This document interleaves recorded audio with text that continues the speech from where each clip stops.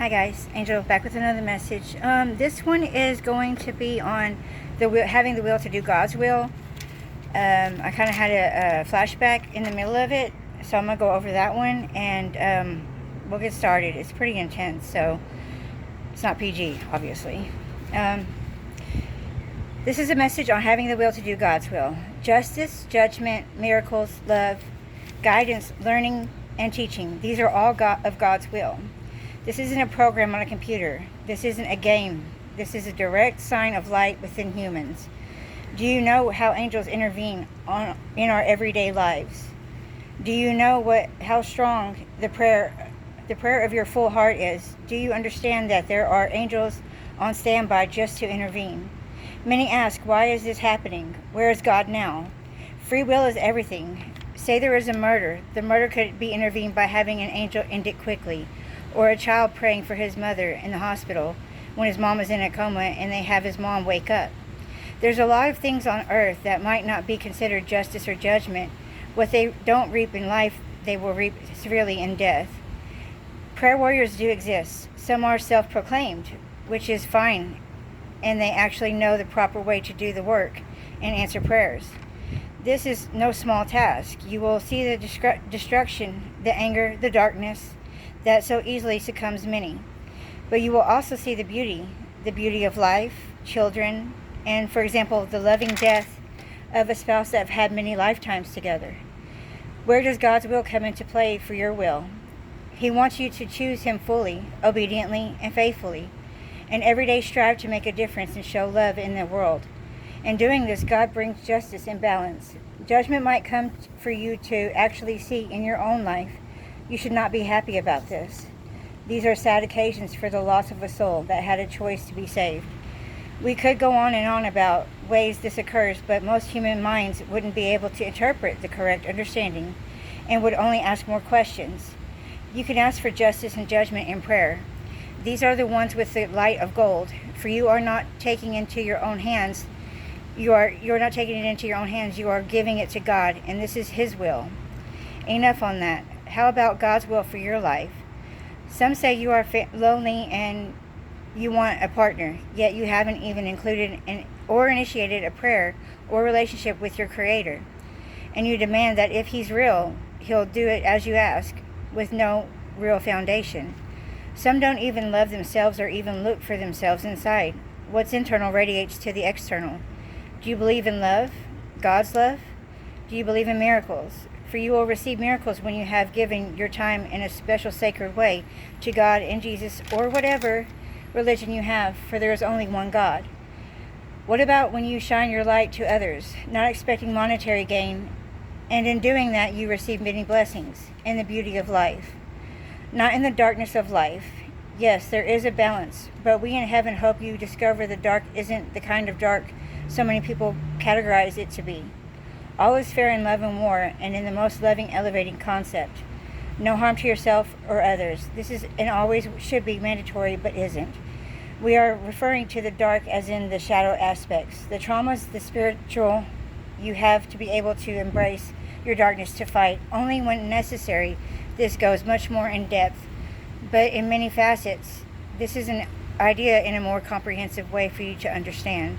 For those of you who are part of the 144,000, do you understand? When you discover who you are, what you were made for, the planes of existence in the lower realms, which has nothing but a balance for the higher realms, choice, free will, everything you do and think should be centered on love. Love of self, love of God, love of another, in the healthiest aspects. There will always be someone who is only dark to battle. This is their choice. They will go to the proper destination in God's time.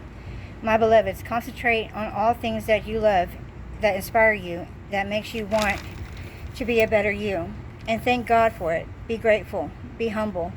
The justice, judgment, miracles, love, guidance will come. Teach and be taught. Learn at the highest capacities. Isn't knowledge a brilliant, never-ending path of wisdom? How will you achieve it? That is important as well.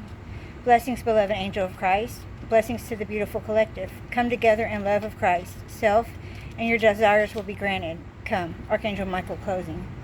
Okay, so on the part where it talks about murder, actually had a dream that popped into my mind that I had like probably like 15 years ago.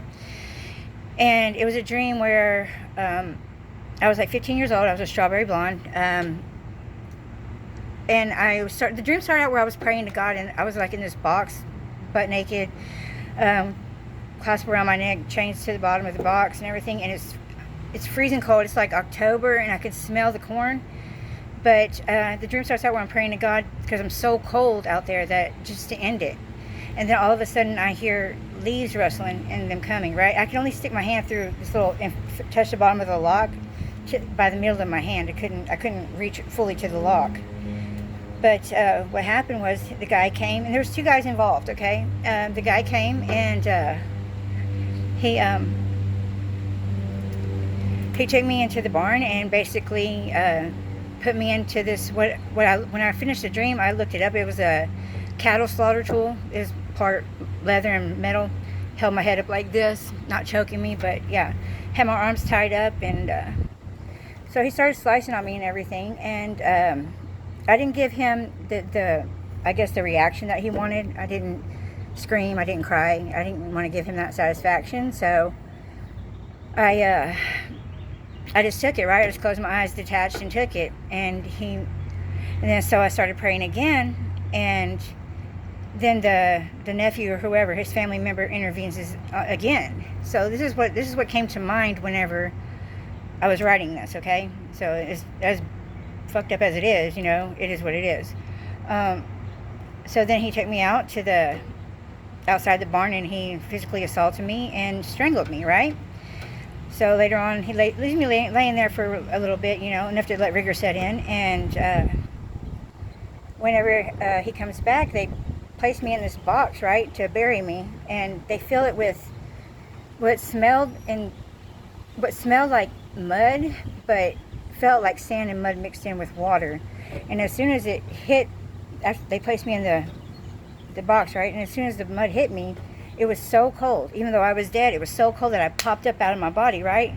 And I'm looking down on these 2 guys and seeing what they're doing, which is actually kind of smart if you think about it, to put the mud in there, right? But they were laughing, and I was like, well, these motherfuckers got away with it, right? Which actually they didn't, because they reaped what they sowed in death, right?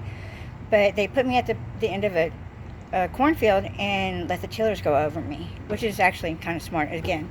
But yeah, so that's what came to mind. So it's like, and I never even thought about that part in my dream. I never even thought about the prayer part and the intervening part, okay? But both times I prayed in that dream, something happened to where it kind of made it more rapid, So anyways, that's the message for today. I hope you guys liked it. If you did, please hit the like, share, and subscribe button. I greatly appreciate it. Mwah. You are loved. Bye.